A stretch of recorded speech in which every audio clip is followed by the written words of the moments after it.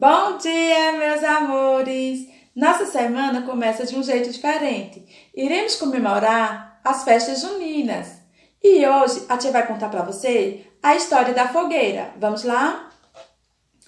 Esta é Isabel.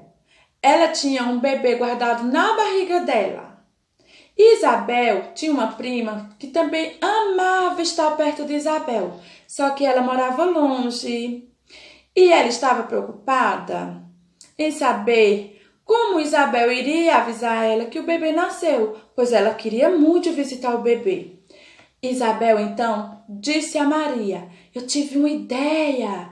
Eu vou fazer uma fogueira bem grande e de onde você estiver, você vai ver a fogueira." Maria ficou toda contente e voltou para casa. Foi embora e deixou Isabel esperando o bebezinho. Dias passaram e Isabel resolveu que ia nascer o João. Era dia do João nascer. Ela estava sentindo. E sabe o que aconteceu? João nasceu no dia 24 de junho. Dia 24 de junho, o dia que João Batista nasceu.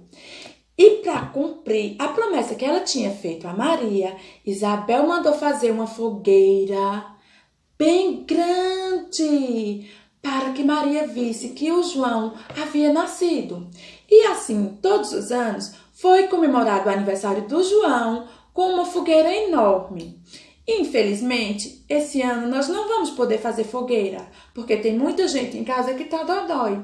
Mas em casa, vamos todos nós fazermos uma pintura de uma fogueira bem bonita para que Maria veja que o João nasceu e venha comemorar com eles o aniversário deles. Vamos lá?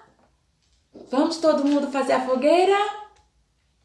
Na fogueira de São João eu quero brincar, quero soltar o meu balão e